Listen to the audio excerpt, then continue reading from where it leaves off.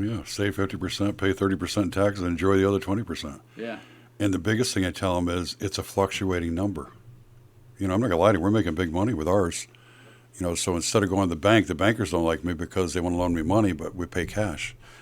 And we still have a nest egg, Plus, I think just educating people on going from mom and pop to the kids to the grandchildren, how do you do all that and keep control? My dad never would have done that because he liked total control. But I'm looking at that right now, family planning, estate planning, and that's where, Ben comes in. A lot of families don't think about that because, the first thing we did when gas got here was we appraised all of our mineral rights and I put them right in the family land partnership. Okay. So that's already done. I don't got to worry about that. Right. So I just think there's so much education. And then, back 2 years ago, the banks paid, 0.5%? Well, the banks pay, 0.10 now? If you're lucky, on a great day? Maybe 0.2. It's climbing a little bit because the interest rate is, but people, it doesn't all have to go in the market, but I think there's other places. I think education. I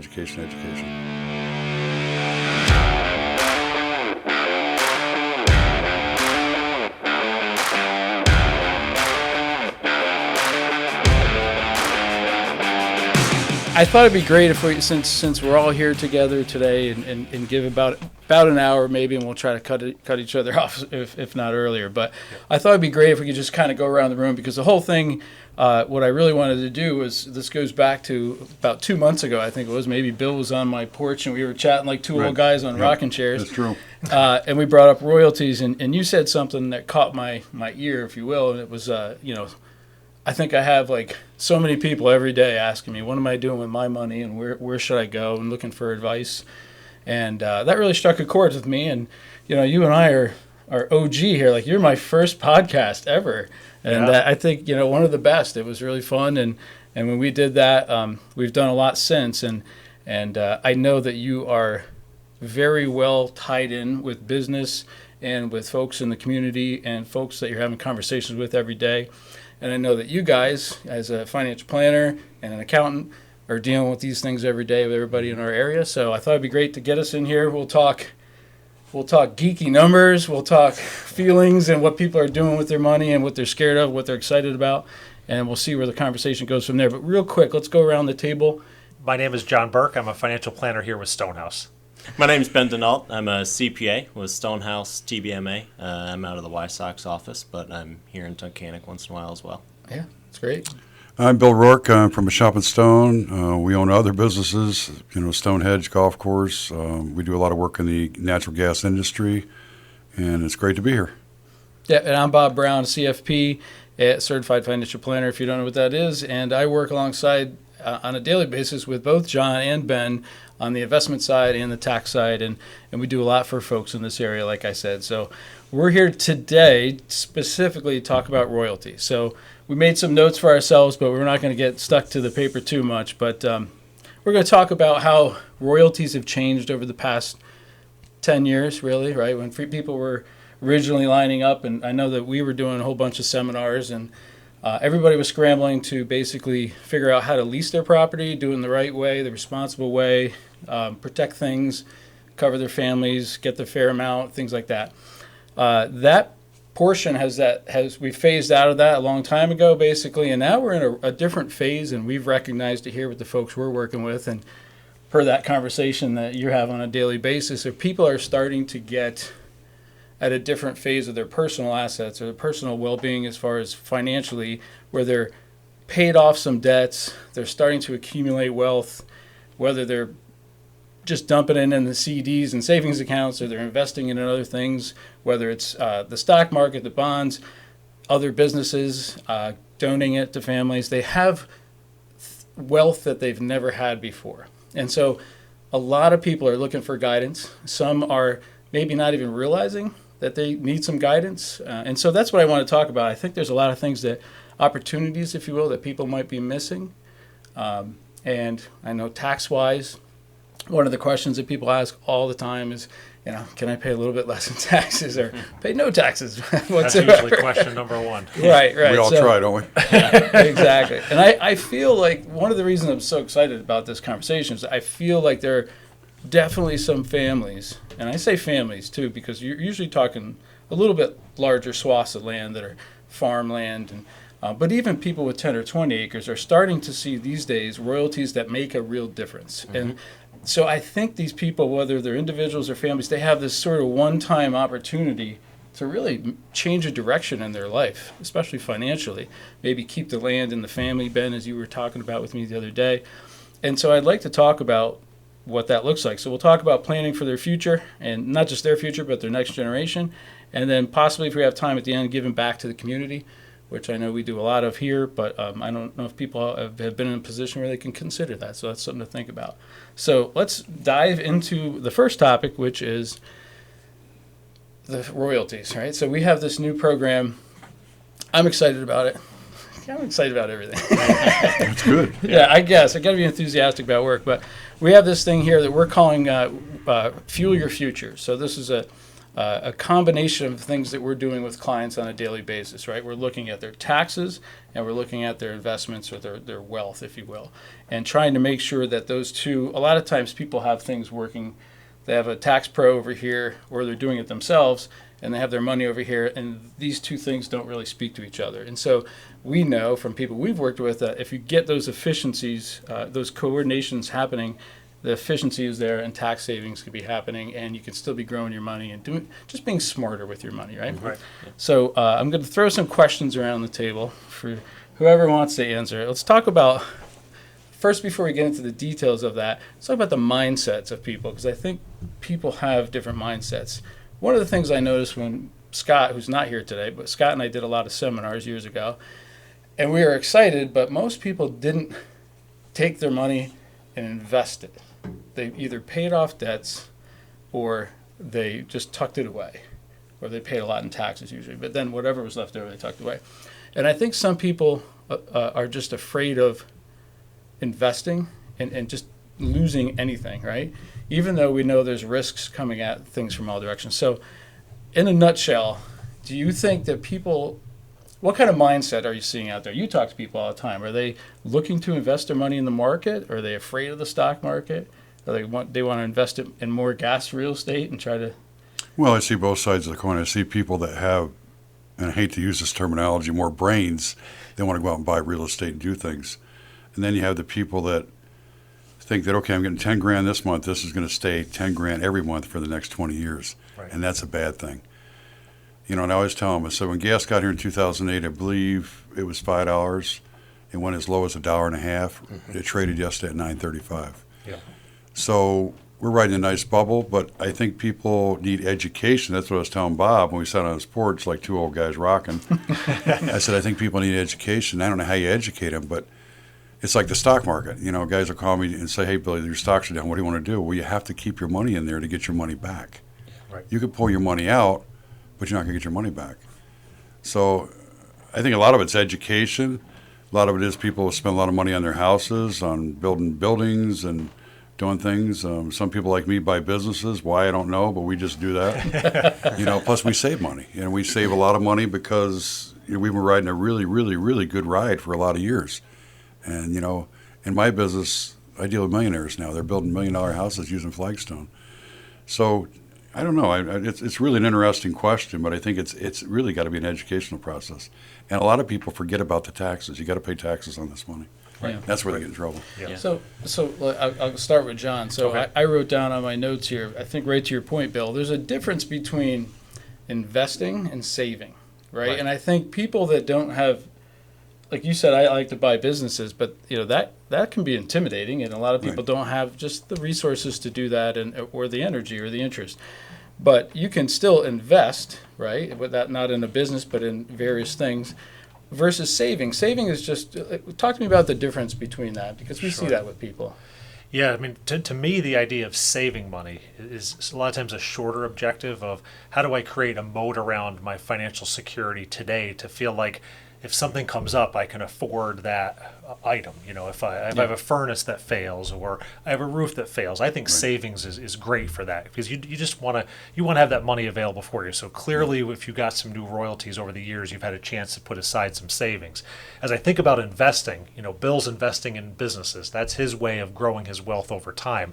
To me, the investment is how do I move my wealth from where it is now to something that I envision in the future. So that's different for everyone. Right. Bill's idea of what that looks like is different than probably Ben or myself. Sure. But I'm trying to figure out, how do I get from point A to point B? And so that's my idea of investing. So that can be a very conservative investment strategy. It can be a super aggressive investment strategy.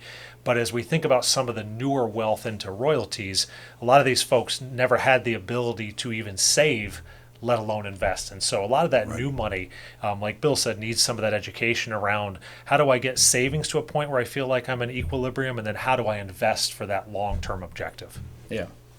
John, I agree with you 100%, and I feel like there's an urgency we've seen in the last year or so. People all of a sudden come in. I know, Ben, in your tax returns, you guys, we do a lot of tax returns for gas royalty recipients, right? Yeah. And it's just this past spring, it's just like, wow, there's some serious numbers flowing through that, right? Yeah. And I think people have tucked it away in savings, right, into CDs, checking, savings, and which 10 years ago wasn't really a bad thing. Now, the market did well over that 10 years. The stock market probably could have gone better for them financially, but it was safe, it was secure, it was comfortable. They didn't do anything wrong, right? They did what was comfortable with them. But now we're suddenly looking at a different thing here, because now inflation's creeping in, right? And I shouldn't say creeping in, it came flying in, right? Right, exactly. Yeah. Depending on which report, I won't throw a number out, but depending on which report you see, it's coming back, right? And it's in your face, and that is detrimental to sitting in cash or savings, because for a while now, we've had clients to have what they need in their savings, right, in their liquid and accessible money, and then the rest of the chips you push out into the market, into the longer term stuff, and that middle area has been kind of void or empty. But now things are changing, and I think that's the point that we're trying to make with this royalty fuel your future ideas, is to get this stuff working, because if you're accumulating enough wealth, at some point you need more things to do with it. To have it all sitting in CDs, or have it all sitting in the market, or having it all in one business is probably not in your best interest, right? So when you start to figure out, like, all right, I think I need to look at something a bit more than what I'm doing today.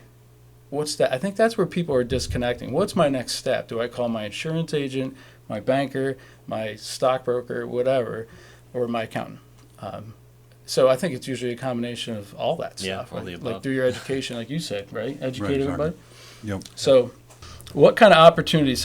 This I'm going to give you credit for this one, because you said that when we were on the porch. I'm like, I really like that line. I was like, what do you tell people? And you said this right here. Do you remember that? Oh, yeah. Save 50%, pay 30% in taxes, and enjoy the other 20%. Yeah. And the biggest thing I tell them is it's a fluctuating number. I'm not going to lie to you. We're making big money with ours. Yep. So instead of going to the bank, the bankers don't like me because they want to loan me money, but we pay cash. Right. And we still have a nest egg, Plus, I think just educating people on going from mom and pop to the kids to the grandchildren, how do you do all that and keep control? My dad never would have done that because he liked total control. Yep. But I'm looking at that right now, family planning, estate planning, and that's where, absolutely. Ben comes in. A lot of families don't think about that because, the first thing we did when gas got here was we appraised all of our mineral rights and I put them right in the family land partnership. Okay. So that's already done. I don't got to worry about that. Right. So I just think there's so much education. And then, back 2 years ago, the banks paid, 0.5%? Well, the banks pay, 0.10 now? If you're lucky, on a great day? That's Maybe coming back 0.2. It's Yeah, climbing a that's little bit back because the up. interest Yeah. rate is. But, Right. you know what, people, it doesn't all have to go in the market, but I think there's other places. I think education. Yeah, I think that's a misconception from the investment side. When we do financial planning, people think you're just going to put my money in the market. Right. No, absolutely not. No, Some not people we work with have a little bit in the market. Some have a lot. Yep. Some have none. Yeah, it depends so on what your really- risk level is. That's Exactly. right. So Comes back to that personalized plan that we talked about. I was just going to So- ask you, because we had some notes here. I'd love for you to go down. Yeah, so if you said, well, what do I do next? I always like to be the quarterback in terms of trying to coordinate the financial plan, the estate planning, the tax planning. But we do that in our office in the sense of understanding what is that person's objective long term. So maybe they're a 40-year-old who just started to get maybe $5,000 $10,000 a month in royalties, and Sure. they're trying to figure out how do you do college savings and all those sorts of things. And so that objective is going to look very different than if I have a person with adult children who maybe didn't have their financial plan secure, but now all of a sudden for the past 10 years I've been getting good royalties. Right. And now, as Bill mentioned, with nat gas at over $9 a million BTUs, now we're in a different ball game. Yeah. Exactly. And so those numbers are coming into the Yeah. place where we want to get them shifting to start thinking about how do I gift that most effectively to children? How do I put that in a place where if something happens, I have the right insurance coverage where I'm not going to have somebody come after those assets for me. And so we're Exactly. trying to put those things together for our clients. Bill is new money. What I mean by that is he wasn't given money from his Right. estate Right. wasn't given to him. He's out there actively working that. Exactly. And the one thing that you said, and I see it when I had the opportunity to stay at Bill's rental place at Lake Cary. I'm sitting on the dock, sitting back with my kids doing a little fishing, and Bill and Karen get home, and what are they doing? They're mowing the yard. Right. Okay, so you've worked for it, Right, and exactly. so you've had the opportunity to do every job that you're asking folks to do. Yeah. So that's what I sort of term the new money. And so new money is trying to figure out what do I do with this and how do I protect it and all those sorts of things. And so Bill's a little further in that journey than some of the other folks with maybe 50 acres or Exactly. 100 acres. Yeah. But now those folks are trying to go through that learning process, and I think that's where if you partner with the right individual, whether that's a financial planner, a lawyer, a CPA, Yep. they can give you that guidance because it's not just taxes.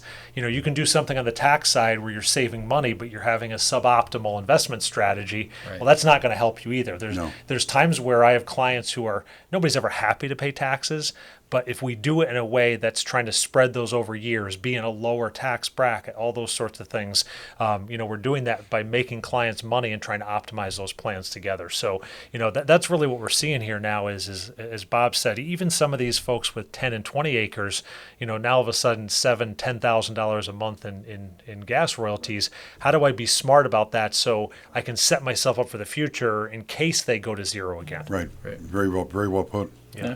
Absolutely, man. What about from the tax perspective, Ben? There's got to be a lot of things that people should be keeping an eye on. Oh yeah, absolutely. I mean, there's a number of things that can sneak up on you. Really, there's smaller royalty recipients. Maybe a retiree who has their Social Security and some small pension amounts, and they haven't paid taxes in 10 years. That's a very realistic Yeah, it is. scenario for a lot of people. Standard deduction, nothing's taxable. They get a little bit of royalties, and boom, now their Social Security is taxable. They've crossed that line, and they need to start doing withholding. And a couple of years go by, and they haven't realized that they needed to be doing tax returns again, and you find yourself in a pickle, Yeah. right? And if you've been using that money and enjoying that money, and you haven't saved some of it, Yep. you can get yourself into a little bit of trouble. A little higher on the spectrum, if you get the higher income thresholds, your Medicare rates can go up as you make more money. So That catches a lot of people by surprise. it does, and it's not a small. They can go up. It's a little more than $400 a month if you get to the max rates compared to what the minimum rates are. So you need to keep an eye on some of those adjustments that can show up. And then one you guys probably deal with quite a lot, and I've seen working with you, your Procter & Gamble retiree that has done the NUA plan and those capital gains rates that are 0%, 10%, 15%. They're scaled based on income. Mm-hmm. If you're on a plan where those low capital gains rates are important to stretching out your retirement, and you end up giving away your royalties and taxes because you made all your capital gains taxable, well, you need to tell your advisor that you're getting royalties so they can recognize less gains for you. So you need to keep your people involved in what you're doing. That's a great example. Remember I told you if you guys get too techie, I'm going to have to Yeah, put my that's simple now's the cap time. on. Now's the time. So what you're talking about, NUA is net unrealized appreciation. It's a tax strategy that really, in our area that I know of, a Procter & Gamble employee is probably one of the only people around that have that option to do. But ultimately, if you have your advisor doing just a really smart thing for you and setting it up, but you're not communicating that one important piece of information, that whole thing gets blown up. And who's at fault there? Yeah, I don't want to get in the finger pointing, but that's why we ask 10,000 questions. Like, who's working with one of the first questions we ask is who does your taxes, and can we speak to them and get coordinated?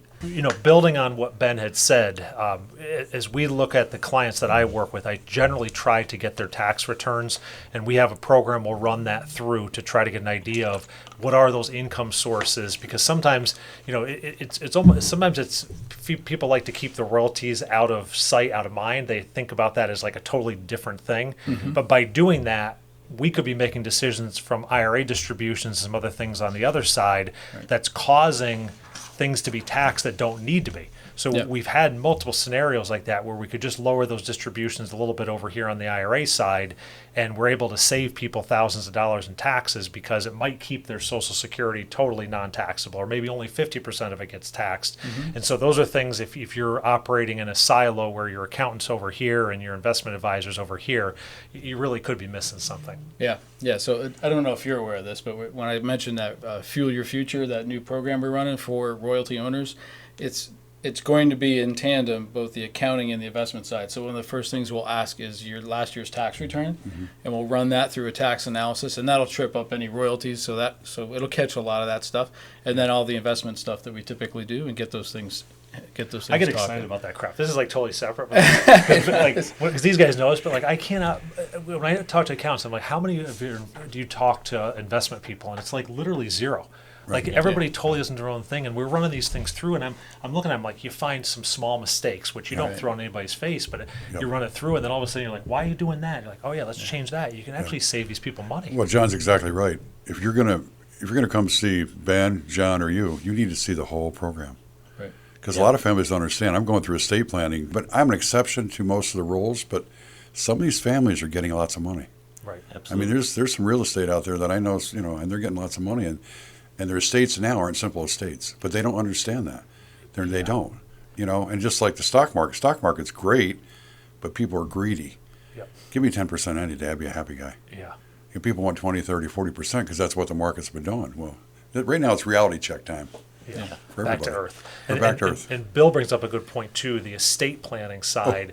You might have had a property that was worth $500,000. Well, now all of a sudden that same property is worth $5 million. Right. And if somebody passes away and they didn't make those choices up front, now all of a sudden $5 million is still going to fall under the estate for federal. Yeah. But Pennsylvania, if you were with a partner but you weren't married, now all of a sudden that's taxed at 15% versus it's taxed at 0%. So you can really get caught in some strange things. Yeah, and with some simple deed work and exactly right. A partnership or a trust or we're missing a chair for an attorney here now, but you're right. You're right, right. There's all kinds of setups you can do with some deed work and get those people involved and get your structure in place early. Yeah. Mm-hmm. Well, the other thing too, happen. Ben, you're right. It's not complicated. Right. And it's not going to cost you a lot of money. It's not. It's not. No, you know what though? When we did those seminars years ago, there was a mad dash. Like the attorneys were out there, and I think they were the ones that were really taxed as far as professionals go, because people were asking them a million questions, right. And then of course the accountants as well. But then there were a lot of out of town law firms that came in, and it was all about set up an LLC, set up a partnership, whatever, and they had these package deals for $5,000, $10,000. You could do this. And I had people literally coming in my little old office in Montrose at that time saying, what is an LLC? What is this family limited partnership? And I remember looking at that time, my partner Scott going, can you imagine anyone ever coming in our office in Montrose and asking? And now we have 10 people a week asking. Yeah. And a lot of the stuff we looked at, a lot of that opportunity, it honestly it didn't make sense. They just didn't have it just didn't make sense. But now I know there's some people, we're going to talk about that in a second, but there's some people that have these set up and they're working well, some that are set up and not really doing anything with, and maybe some that have regret that they wasted money in setting it up in the first place. But let's, real quick, before we get off the other subject of things to keep an eye out on, Ben, what about estimated taxes? Do you have anything to say as an accountant from a CPA's view and mistakes that people make? Or Sure. I mean, so estimated taxes, number one, they scare people. Yeah, there's people hate them. There's this common misconception that a quarterly taxes means you have to prepare and file your tax returns every quarter. I hear that a ton. Yeah.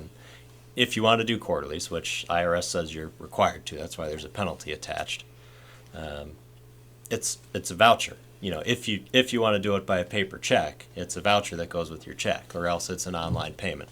Now, if you don't do them, the penalty is not backbreaking. There's people that decide that they'll make more on the market than the penalty is in a year, and they pay it at the end of the year. But what I would say on that is, don't use all the royalty money for a down payment on a rental house and then don't have it. Exactly right? If you right. don't pay your quarterlies, you have to have that liquid cash available to you when the time comes, because you will have to pay taxes on it. And unfortunately, it's one of those classes of income that there's not a whole lot you can do against it, unless you have active trades or businesses with losses or something. But you don't want to lose money to go hide from taxes over on another side, right? So don't make the mistake of buying a tractor and putting your real estate taxes on the schedule with your royalties, right? That won't hold up under audit. Those are subsurface. There's no related surface expenses against them, really. And I see that a lot, too. People do their own taxes and throw their real estate tax bill on there. Well, that's your house and your land. That's not, your assessment didn't change for what's underneath. That doesn't hold up with the state. So I'm sure you love delivering that message to them. yeah. The sorry, but your return's been wrong for a few years, Yeah. and I can't take those expenses for you anymore because I have a license and I have to do them right. But usually that same return's missing the 15% depletion deduction that everyone's allowed to have. So oftentimes they make out where they're okay, right? That's the self-prepared return where they try to do their best on their own, and they just aren't aware of some of those things. So Yeah, that's a big one. yeah, Depletion. when you get into these real big dollar amounts, it's 15% of the gross, not what you get net. So it's a sizable deduction when you get up into the larger royalty plots. And what's going to be interesting, we'll see over time around the new law that just got passed, because FLPs, LLCs will be part of an additional audit structure. And so those fall under the realm of what the government's going to start looking a little bit more on versus what they have in the past. Mm-hmm. And so a lot of things like Ben has said, it's kind of, everybody just sometimes did it and said, okay, if I get audited, we'll deal with that later. And the audit rates are so low. Right. And so now you combine much higher incomes with structures like FLPs or LLCs. And I would expect that over time we're going to see those examined more than we have in the past. Yeah. Bill, I'm going to hit you with this question. I don't know if you saw this one ahead of time, but you're the best person I can think of for asking this. So we talked about this a little while ago about what are people doing with their money. One of the things that they're doing is either shoring up their current business with the monies they're getting from royalties or starting a business from scratch. From a guy who runs a lot of businesses and invests in his business or starts another one or acquires one here and there. So, what are the dangers for somebody in that, especially if they don't have experience with that? Well, I always say you never should throw good money after bad money. So what I mean by that is you better have a plan. The royalties are a gift from God. It's like money, money falling out of the sky. Seriously, it is. Whether it's $10,000 or $400,000 or $500,000, it doesn't really matter. Right. You better have a better business plan. We use our money to finance a truck. Maybe Meshoppen Stone will finance a truck for Meshoppen Transport rather than go in the bank. We might as well take the 3% ourselves. Right. So to answer your question, I hope I answered the right way. I don't think you should do that. I think you better have a good business plan because royalties are too fickle.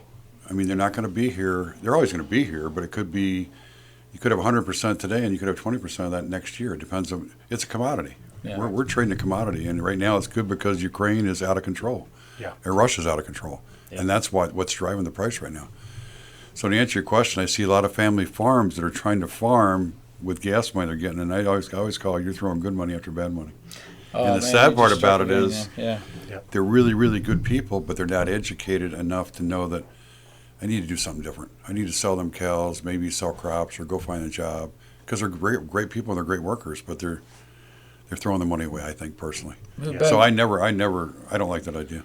Yeah, we just talked about this at lunch the other day, right? So you see that a lot, right? People are trying to save the family farm or save the family business, which is farming. Yeah. And doing exactly what Bill's talking about. Sure. And you can certainly, if the royalties are there and they help you out in the farms and debt, right? And you use the royalties towards that debt, and you get to a spot where you look at it now that you've come out from underneath that debt burden and say, oh, I do have a profitable farm. Well, you don't need to close up shop and turn your back on it, right? Right. But what you don't do is target expansion first, right? And go invest in new equipment and everything before you've seen if your farm can operate on its own without it. And that's the key, because if you just invest and you grow it and you buy new planters and tractors and all this stuff before you've seen it operate on its own 2 feet, well, when the royalties slow down, now you're stuck in the same spot with shiny new equipment. Right. And Ben, Nancy, you're exactly right. I always tell them, pay the farm off. Take care of the real estate. The real estate's the most important. Absolutely. Right. And then if you can function, if you got to give a little bit of money, but you can't. Let's face it, the cost of these people are paying are out of control, totally out of control. Yeah. But save the real estate. And people call me and say, "What do you think?" And I said, "I'm not your financial planner. Call Bob, call John. But I'll give them some advice, but don't throw good money after bad money for long. Yeah, for long. right. We don't do it. We're not going to do it." On the back of this here, Bill, is an employment agreement. Would you like that? You could be a great advisor, brother. And what Bill brought up too is such a great point. Is the sad opportunity in front of us has been caused by this Russian invasion in Ukraine, and it's exactly. starting to look like that's going to be extended through the wintertime. Yep. And so we've had prices north of $9 now. In Europe, it's north of $60, and so comparatively, think about those electricity bills in Europe today.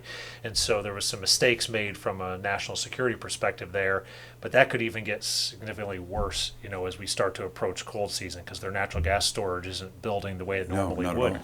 So No. who knows what's in front of us? Yeah, we could see 15, 16 this winter, I Right. predict. Right, And that's good, as long as you protect the money you're going to get, because you're going to get a lot of money. Right. right. I mean, there's checks going out of here, I know, from some guys that are getting lots of money. And that's a great thing, but protect it. That's right. That's such a weird feeling, because it's a great thing in the midst of a bad thing, right? And not just overseas, but then if you're seeing prices locally at that rate, you're also seeing the price of a lot of other things, right? Right. So it goes back to the inflation. Yep.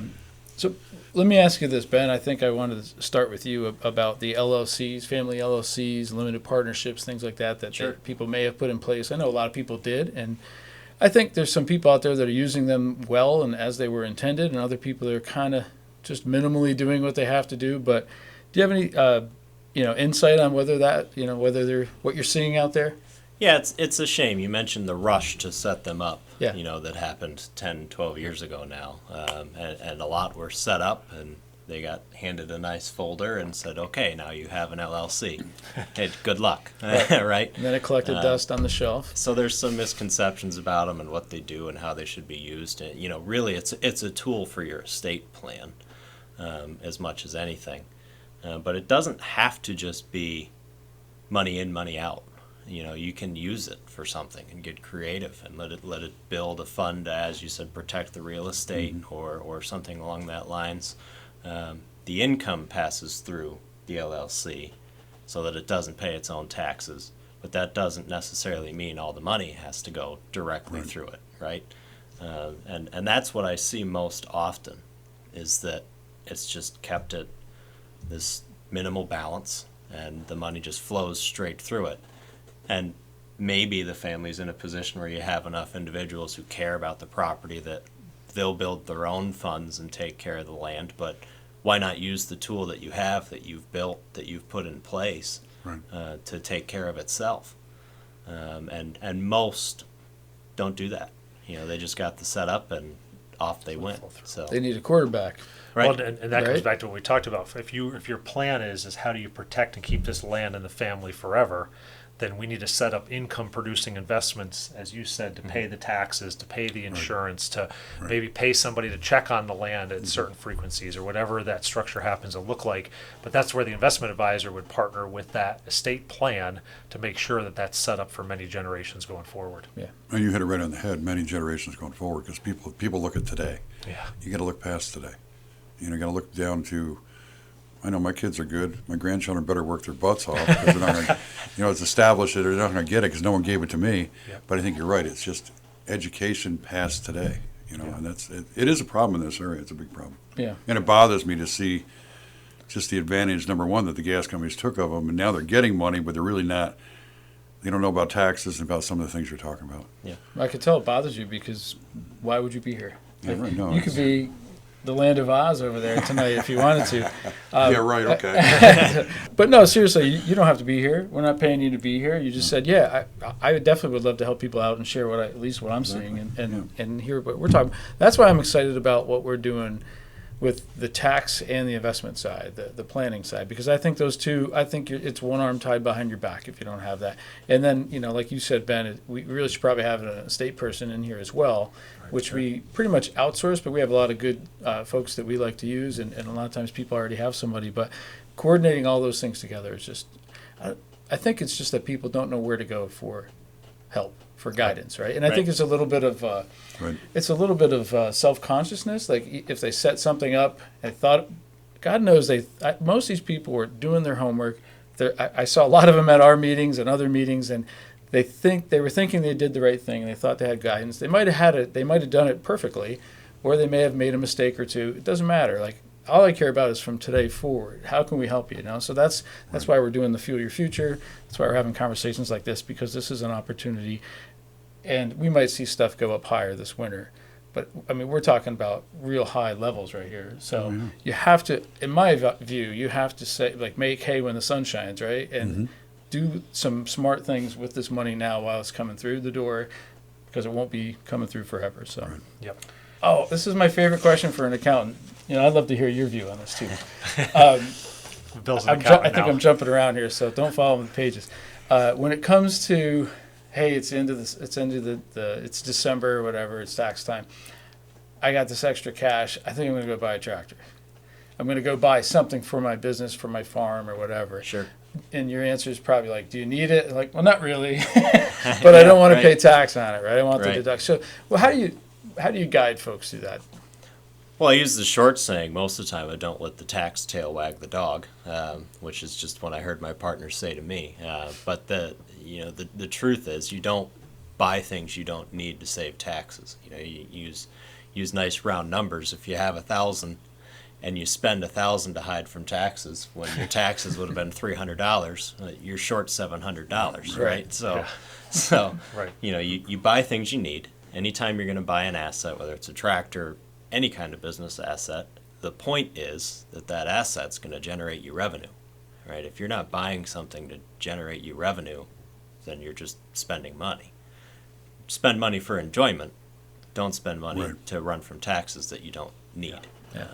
That's the 20% that Bill said is part of enjoyment. So we see Exactly, right? Right. 50, 50% 20. investing. I love it. The 30% tax is 20%. Well, enjoyment. again, too, Ben, a lot of people don't realize that until December, and then they're scrambling. Again, it's education. Yeah. I worry about it all year. Right. Should I buy that excavator for $350,000 or pay the government $350,000? Well, I'm going to buy the excavator, Right. even if I don't use it for a year. But people, they don't know until the end. Right. And I think that's just education, estate planning, just a better job, Yeah. because they don't know. What about multi-generational? I skipped over that question. That's also important. So, especially when we go back to the family limited partnerships, LLCs, things like that, they have the structure in place. But I think it's probably safe to say it's still mom and dad or grandpa and grandma that are controlling everything and probably haven't really cued in the rest of the family. Do you have anything to weigh in on that? Do you see any live situations of that happening? I see that a lot of that's by design, and should be. There's the general partner of the partnership is usually the one that owned the asset before they put it in the partnership, and they're going to keep that control and everything while they're here to enjoy it. But you should know who's next, right? And be making those plans to be set up and have someone involved so that when something happens, because it will someday, someone knows what to do and who to call and how to take care of this partnership, which may turn into a sizable asset. So that's the only thing I would caution. I'm not going to tell all the grandparents that are generals to give up their general ownership interest. They've got that control for a reason. But you do need to have someone prepared to step in when the time comes. Yep. Yeah. Yeah, I don't know if I would add to that. Do you guys have anything to add to that? I think you did a great job on it. I think it's also family. Every family is different. But you're right. You better have somebody next in line. With me, it's not a problem. But you're right. I'm a 10%. I'm a 10% partner, Yeah. I still have control, but I'm passing my control on because I trust my kids. Right. But every family's different. Right. And they are. It's education, education, education within the family. Yeah, I was just going to say that one thing I would add is that, like, every family is different. So Yes. depending on the age of the next generation, Right. and also just their experience handling stuff like that. Sure. Right. As we think about multi-generational planning, I grew up in Sugar Run outside of Wyalusing. Your multi-generational planning was not about wealth. It was just how did you get by? Right. And so that's the shift that takes time. And that comes back to what Bill has said. We're not from a wealthy area historically. And all of a sudden we've now had an opportunity below our feet. And so how do you accelerate that to shift the mindset of, hey, this is my money, because I've seen this happen as the checks have grown. At first it was, well, I'm not going to really plan for my kids' college because, I didn't have that same opportunity, and so they're just going to figure it out. And now all of a sudden the checks are getting large enough where they're like, well, now I need to plan for that. Right. And as Bill said, that's going to start to be, well, how do I plan for that next generation? Exactly. And then how is it for the grandkids? Those days are coming if those checks are really large for 10, 20, 30 years. And so we can help with that if that is if that comes up. Yeah, it's weird timing you say that. I drove out to the Hartford Fair. I haven't been out to the Hartford Fair in forever, and I drove out there. I used to be there when I was a kid every year, and then I drove home because it started to rain. But out there and back, I passed so many well pads, and to me it was amazing because I'm like this. I went to Mountain View for most of my education, finished it up Elk Lake, and so I just know the area, and I'm like, the land looks exactly the same. The fields look the same. Right. Houses, man, there's a new house here and there, but and there's so much wealth here. And you know what's interesting? All 10, 15 years ago, when we were doing our seminars on helping people figure out how to lease their properties and things, there were all these financial firms coming in from Scranton and Wilkes-Barre and Binghamton and wherever, and attorneys, and I don't see them anymore. Yeah. And you know what I'm really excited about?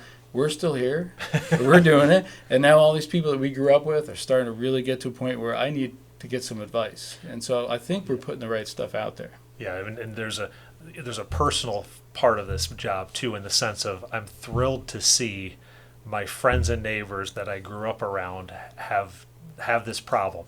And so I agree with it was a problem that they, that's in front of them now, but it's just a really cool thing. They can afford things that they never were able to afford. And so if they are able to get that new side by side to enjoy life a little, it's a pretty cool thing. But let's do that in a way that can grow that wealth, from generation to generation.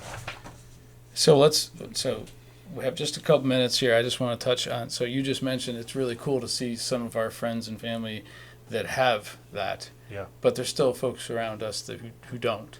A lot. Yeah. The majority of people in our area, number-wise, don't Right. have access to that. But, luckily that money is finding its way into our local economy. There's things that probably would have shut down 5 years ago, 10 years ago if that money wasn't flowing. Absolutely. But I know I'm in a room filled with very charitable people because I know that we all give a lot to the same charities and to our individual charities that we do support. I know Stonehouse has started a charitable foundation a couple years ago, and we gave away our first scholarship award this year. That was kind of cool. Bill, I know that you're involved with a lot of different charities. You want to list a couple of them? Well, I do. We do Marley's Mission, Equines for Freedom, the Soup Kitchen. That's just to name a few. Yeah. Tiger And we Fund, don't give Tiger Fund. we don't give nationally because the first thing I do, and you're gonna laugh at this, but I look and see, well, how much did that CEO make last year? Because it really bothered me. I used to give $10,000 a year to the United Way because of Art Sherwood. And then I looked it up one day and thinking, this isn't right. I'd rather give locally to the community. Sure. And actually what we did last year, and I don't ever put my name on anything, you guys know me better than that, but our accountant and our lawyer talked into it, we started the Ruark Family Foundation, and we put $1 million into it. And we did it for tax purposes too, so we have to give at least $50,000 away a year. Yeah. So for me, giving back, I'm not saying I'm lucky. I worked hard to get what I got. I used to say I was lucky. I'm not lucky. I work hard. I expect my people to work hard. But the money, again, is like, it fell out of the skies. You might just well give some of it back and help people out because there's a lot of people that really need help. Yeah. The soup kitchen, we're feeding anywhere from 90 to 120 every 5 nights a week. So it tells me there's a problem. The government says inflation is 9%, but that's inflation is about 18%. So there's really a need out there. So and you're right. And not everybody's got gas money. Right. It's not. So the harder you work, the luckier you got, right? Exactly. Yeah. Yeah, I mean, there's a lot of different ways. I guess I won't go into this. Is probably not the right conversation, but I'm on the community foundation board, so I've been around charity for a long time. You guys know that. I'm on the United Way board, so. You know how I feel about it, though. Yeah, I do. I told him that, Yep, and that's what we do. We look at it. We get a lot of things at Meshoppen Stone. I throw them away every week. I pick, okay, well, the Tiger, they need, $100 for the football team. That makes sense to me. Yep. But people are reaching out like crazy, and I'm thinking, Right. what? I'm going to give where I can watch it go to work, and I don't want to control it, but I want to make sure it's going to the right places. Yeah. Right. Yep. And what's interesting is we have some things through the foundation that you can do to set up basically your own family Right. foundation now, Yep. right? Like Yep. we set our Stonehouse Foundation up through the community foundation in this mountains. Exactly. You can do your own. Right. It's all there's a lot of ways to give. I know a lot of people are worried that as soon as I start writing a big check here and there, I'm going to get 30 things. People asking me for more money. That will happen. But one of the things I like about having money at the foundation in our own fund is there's a vetting process that goes through. Right, exactly. And it just makes it easier, so you're not inundated with all the asks all day long. We still give some local stuff here and there, but So maybe we should, I know it's interesting because I talk to people in the community and Bill keeps his name out of those things, but it is amazing that, it's good to have people not forget where they came from. Right. As you grow your wealth and do these things, Yep. maybe we should revise that, the 50-30-20 rule, to something that's the 50-25, because we'll take it out of the deductions from the government. There you go. And the Exactly. 5% goes Exactly. to charity, or 10% or No, whatever you're that right. is. You're But exactly it's a right. really cool thing because Bill impacts people through ways that they don't know, and then he does some direct things. I know somebody that he's flown to medical centers and things like that, where it's a real personal touch that happens. And so, it's nice to see somebody that's built wealth with his hard work to be able to give that back to our local community. It's a really cool And I thing. agree with it because and they're my friends. I have some good friends, and you guys know them very, very well. Yep. And I will not name them. And I brought a couple deals to them and said, "Well, they don't need that. They don't need that." And I told the one guy, I said, "You got millions of dollars. It's not my business, but you know what? I'm not going to take it to my grave with me. My kids can only use so much money." Yep. But we also, the biggest thing to me is, and Bob knows this, I think, better than anybody, I protect the business money. I'll gamble more on my personal money. Am I right? I'll never Yeah. gamble the business. I'll gamble it, but I'm more cautious because I got to make sure that I got a lot of families that depend on me making the right decision. Yeah, that's your investment money. That's not your gambling. That's exactly right. But that's 100% true. One of the things I just heard, I think it was last year, you and Karen were going to go to a light show. That was out in Vegas or something, Vegas. and you ended up not going because someone close to you Died. Yeah, Yep, and so you we said just we said can't- it we wasn't. can't It go. just wasn't right. Even though I know you guys were looking forward. I know Karen was really looking forward to it. But she understood. Yeah, absolutely. Like, do you know how many other people would be like, "Oh, it's just bad timing. I'm not going to be able to make it to the funeral." Well, the average person's selfish. I mean, you can't be selfish. Yeah. I can do. You can't. What's but- another day? I mean, it to me is. And Karen's terrific. I'm very lucky to have her because she knows that I might come home and say we're leaving tomorrow. We don't make a lot of plans, and she's great with that, because that's the way our business runs. I might have to fill in for this guy or fill in for that guy, and I got a great son. I got a great daughter. I'm very lucky. So Yeah, you are lucky. But like I said, you worked hard for it too. So I would really love to open it up if we can find out technology-wise to do it. I'd love to have people drop questions or additional things that they'd like to be addressed or talked about. And it doesn't always have to be you in here, Bill. I know you're busy, but I think maybe we can get together, bring in an attorney, and address some things. It'd be cool if we could do that. So we'll see if people respond with additional questions. But this has been great. no, I think it's As great because expected. people are going to be in trouble. I mean, and John hit it best. If gas goes up here, people look, okay, well, I got 150 grand last year, or I got $1.5 million. Next year it goes to $2, well, I got 30,000. People sometimes live here, not here or right here. Right. That's what really Right, bothers me yes. about people. That's because you don't like to use debt. No, and I don't that like is debt. not the American consumer. No, you're right. And so we look Exactly around right. and I drive a nice car now, but I see people driving really nice cars, and I'm Exactly. like, I don't know where that money's coming from, but my guess is they didn't pay cash for it. Yeah, right. Yeah, exactly. It's interesting. When I first got in the business, I learned that the person that shows up to the appointment in the nicest car usually has the least amount of money to invest. Yeah, you definitely can't tell walking down the street how much money people have. No, and that's a good thing. Yeah, That's a yeah, good thing. yeah, exactly. Well, guys, thank Cool. you so much. No, thank you. I appreciate That's it. cool. Yeah. I enjoyed it. That's great.